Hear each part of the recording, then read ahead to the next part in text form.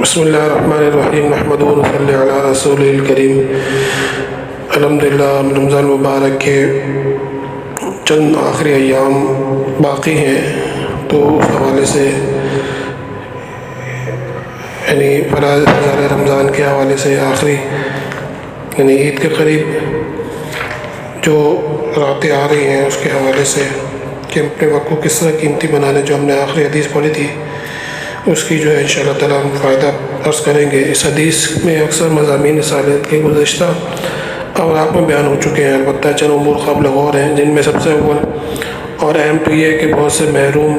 رمضان کی مغفرت عامہ سے مستثنیٰ تھے، جیسا کہ پہلی بات میں معلوم ہو چکا، اور وہ عید کی اس مغفرت عامہ سے بھی مستثنیٰ کر دیے گئے، جن میں سے آپس کے لڑنے والے، والدین کے نافرمانی کرنے والے۔ ان سے کوئی پوچھے کہ تم نے اللہ جل شانہ کو ناراض کر کے اپنے لیے کون سا ٹھکانہ ڈھونڈ رکھا ہے؟ افسوس تم پر بھی، تمہارے اس عزت پر بھی جس کے حاصل کرنے کے لیے غلط خیال میں تم رسول اللہ صلی اللہ علیہ وسلم کی بد دعائیں برداشت کر رہے ہو، جبرائیل علیہ السلام کی بد دعائیں اٹھا رہے ہو، اللہ جل شانہ کی رحمت مغفرت عامہ سے بھی نکالے جا رہے ہو۔ میں پوچھتا ہوں کہ آج تم نے اپنے مقابل کو زک دے ہی دی، اپنی مونچھ اونچی کر ہی لی، وہ کتنے دن تمہارے ساتھ رہ سکتی ہے جبکہ اللہ جل شانہ کا پیارا رسول صلی اللہ علیہ وسلم تمہارے اوپر لعنت کر رہا ہے؟ اللہ جل شانہ کا مقرر فرشتہ تمہارے ہلاکت کا بد دعا دے رہا ہے، اللہ جل شانہ تمہیں اپنی مغفرت رحمت سے نکال رہے۔ اللہ کے واسطے سوچو، بس کرو، صبح کا بھٹکا شام کو گھر آ جائے تو کچھ نہیں گیا۔ آج وقت تلافی ممکن ہے، اور کل جب ایسے حاکم کی پیشی میں جانا ہے جہاں نہ عزت وجاہت کی پوچھ، نہ مال و متاع کرامت، وہاں صرف تمہارے اعمال کی پوچھ ہے، اور ہر حرکت لکھائی سامنے تعالیٰ شانہ اپنے حقوق میں درگزر فرماتے، مگر بندوں کے آپس کے حقوق میں بغیر بدلے دیے نہیں چھوڑتے۔ نبی کریم صلی اللہ علیہ وسلم کا ارشاد ہے کہ مفلس میری امت کے وہ شخص ہے جو کہ قیامت کے دن نیک اعمال کے ساتھ آئے اور نماز، روزہ، صدقہ سبھی کچھ لائے، لیکن کسی کو گالی دی رکھی ہے، کسی کو تہمت لگا دی، کسی کو مار پیٹ کی، بس یہ سب دعوے دار آئیں گے، اس کے نیک اعمال میں اس کی حرکتوں کا بدلہ وصول کر لیں گے، اور جب ان کے پاس نیک عمل ختم کر دی جائیں گے تو اپنی برائیاں ان حرکتوں کے بدلے میں اس پر ڈالتے رہیں گے، اور پھر اس کے انبار کی بدولت وہ جہنم رسید ہو جائے گا، اور اپنی کثرت اعمال کے باوجود حسد کا عالم ہوگا۔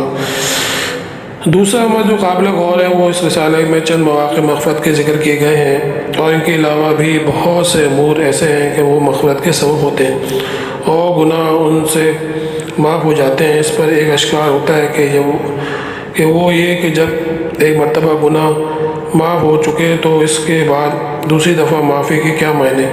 اس کا جواب یہ ہے کہ مغفرت کا قاعدہ یہ ہے کہ جب وہ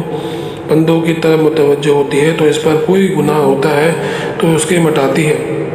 اگر اس کے اوپر کوئی گناہ نہیں ہوتا تو اس کے باقاعدہ اس پر رحمت اور انعام کا اضافہ ہوتا جاتا ہے۔ تیسرا امر یہ ہے کہ سابقہ حدیث میں بھی اس میں بعض جگہ اور اس حدیث میں بھی ابھی تعالیٰ شانہ نے اپنی مغفرت فرمانے پر فرشتوں کو گواہ بنایا ہے، اس وجہ سے کہ قیامت کے دن عدالت معاملات ضابطہ پر رکھی گئی ہے۔ انبیاء علیہ السلام سے ان کی تبلیغ کے بارے میں گواہ طلب کیا جائے گا، چنانچہ حدیث کی کتابوں میں بہت سے مواقع پر نبی کریم صلی اللہ علیہ وسلم نے ارشاد فرمایا کہ تم سے میرے بارے میں سوال ہوگا، لہذا تم گواہ رہو، میں پہنچا چکا ہوں۔ بخاری وغیرہ میں روایت ہے، نوح علیہ السلام قیامت کے دن بلائے جائیں گے اور ان سے دریافت کیا جائے گا کہ تم نے رسالت کا ادا کیا، ہمارے احکام پہنچائے؟ وہ عرض کریں گے کہ پہنچائے تھے۔ پھر ان کی امت سے پوچھا جائے گا کہ تمہیں احکام پہنچائے تھے؟ وہ کہیں گے کہ قرآن کی آیت ما جاءنا من بشیر ولا نذیر، ہمارے پاس نہ کوئی بشارت دینے والا آیا نہ ڈرانے والا۔ تو نوح علیہ السلام سے پوچھا جائے گا کہ اپنے گواہ پیش کرو، وہ محمد صلی اللہ علیہ وسلم اور ان کی امت کو پیش کریں گے۔ امت محمدیہ صلی اللہ علیہ وسلم بلائی جائے گی اور گواہی دے گی کہ بعض روایت میں آتا ہے کہ ان سے جرح کی جائے گی کہ تم کو کیا خبر کہ نوح علیہ السلام نے اپنی امت کو احکام پہنچائے۔ یس کریں گے ہمارے رسول صلی اللہ علیہ وسلم نے خبر دی، ہمارے رسول صلی اللہ علیہ وسلم پر جو سچی کتاب اتری اس میں خبر دی گئی، اور اسی طرح بھی علیہ السلام کی امت کے ساتھ بھی پیش آئے گا۔ اس کے متعلق ارشاد خداوندی ہے، اس کا ترجمہ ارشاد خداوندی ہے۔ امام فخر الدین رازی رحمۃ اللہ لکھتے ہیں کہ قیامت میں گواہیاں 4 طرح سے ہوں گی۔ ایک ملائکہ کی جس کے متعلق عہد ذیل میں تذکرہ وجاءت کل نفس معہا سائق و شہید،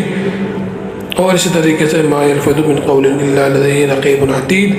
اور اس کے علاوہ وَإِنَّ عَلَيْكُمْ لَحَافِظِينَ كِرَامًا كَاتِبِينَ يَعْلَمُونَ مَا تَفْعَلُونَ، اور مختلف آیاتیں اس کا ترجمہ ہے کہ تیسری امت محمد صلی اللہ علیہ وسلم کی گواہی ہوگی۔ اس کے متعلق ارشاد ہے، چوتھی آدمی کے اپنے اعضاء گواہی، جس کے متعلق ارشاد ہے، ترجمہ ارشاد ہے، سب آیت کے حاصل قیامت کے دن ان چیزوں کی گواہی دینے کا ذکر ہے جن کا بیان آیت کے شروع میں لکھ دیا گیا۔ چوتھا امر حدیث بالا میں یہ ارشاد مبارک ہے کہ تم کو کافر کے سامنے رسوا اور فضیحت نہ کروں گا۔ یہ تعالیٰ شانوں کا غایت درجہ کا لطف کرم اور مسلمانوں کا حال پر غیرت ہے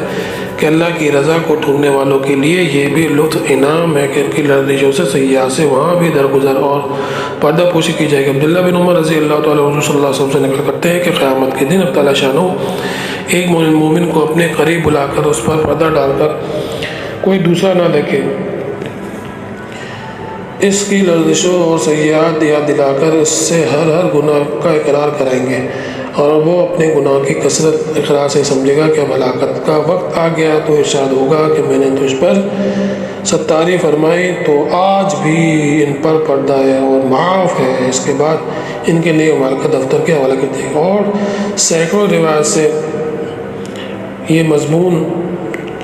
منستبت ہوتا ہے کہ اللہ کی رضا کے ڈھونڈنے والوں کے اس کے احکام کی پابندی کرنے والوں کی لرزشوں سے درگزر کر دیا جائے گا۔ ایک حدیث میں ارشاد ہے، اچھا پانچواں امر ضروری ہے کہ حدیث بالا میں عید کی رات کو انعام کی رات سے پکارا گیا ہے۔ اس رات میں حق تعالیٰ شانہ کی طرف سے اپنے بندوں کو انعام، اس لیے بندوں کو بھی اس رات کی بے قدردانی سے بچنا چاہیے، اس لیے بندوں کو بھی اس رات کی بے قدردانی کرنی چاہیے، بے حد قدردانی کرنی چاہیے۔ بہت سے لوگ عوام کا تو کچھ نہیں کیا، خواص بھی رمضان کے تھکے ماندے اس رات میں میٹھی نیند سوتے ہیں، حالانکہ یہ رات بھی خصوصیت سے و عبادت میں مشغول رہنے کے نبی کریم صلی اللہ علیہ وسلم کا ارشاد ہے کہ جو شخص ثواب کی نیت کر کے دونوں عیدوں کو جاگے اور عبادت میں مشغول ہے، اس کا دل اس دن نہ مرے گا جس دن دل مر جائیں گے، یعنی فتنے فساد کے وقت جب لوگوں کے قلوب مرنی چھاتی ہے، اس کا دل زندہ رہے گا، اور ممکن ہے کہ سور پھونکے جانے کا دن مراد ہو، اس کی روح بے ہوش نہ ہوگی۔ اگر اس میں ارشاد ہے کہ جو شخص 5 راتوں کی عبادت کے لیے جاگے اس کے واسطے جنت واجب ہو جائے گی۔ لیلۃ التراویح 8 ذی الحجہ کی رات، لیلۃ العرفہ 9 ذی الحجہ کی رات، لیلۃ النحر 10 ذی الحجہ کی رات، اور عید الفطر کی رات، اور شب برات یعنی شعبان کی رات۔ فقہاء نے بھی عید کی رات میں جاگنا مستحب لکھا ہے۔ مناسبت بالسنہ امام شافعی رحمۃ اللہ علیہ سے نقل کیا ہے کہ 5 راتیں دعا کی قبولیت کی ہے۔ مناسبت بالسنہ امام شافعی رحمۃ اللہ سے نقل کیا ہے کہ 5 راتیں دعا کی قبولیت کی ہے۔ جمعہ کی رات، عیدین کی رات، غرہ رجب کی رات، اور نصف شعبان کی۔ بسم اللہ پاک جو ہے ہمیں رمضان مبارک کے آخری جو ایام گزر گئے ہیں اس کو مزید قیمتی بنانے کی توفیق عطا فرمائے، اور حرام کاموں سے اپنے آپ کو بچانا، دیکھنے سے بھی، بولنے سے بھی، سننے سے بھی، بازاروں کے لوگوں کے چکر لگتے نہ چاہتے ہوئے بھی گھر کے لوگوں کی چیزیں باقی رہ جاتی ہیں تو جانا پڑتا ہے، تو بھئی ہم جو ہے خدا را اللہ سے مانگیں کہ اللہ پاک جو ہے ہمیں ایسے یعنی آخری ایام میں ان کو بھی قیمتی بنانے کی توفیق عطا فرمائے، اور جب رمضان ختم ہو تو ہمارے لیے فرشتے جو ہے وہ بخشش کی اور رحمت کی دعا کر رہے ہوں۔ اللہ پاک سے دعا ہے اللہ پاک ہمیں کہنے سننے سے زیادہ عمل کرنے کی توفیق عطا فرمائے۔ سبحان ربک رب العزت عما یصفون وسلام علی المرسلین والحمد للہ رب العالمین۔ السلام علیکم ورحمۃ اللہ وبرکاتہ۔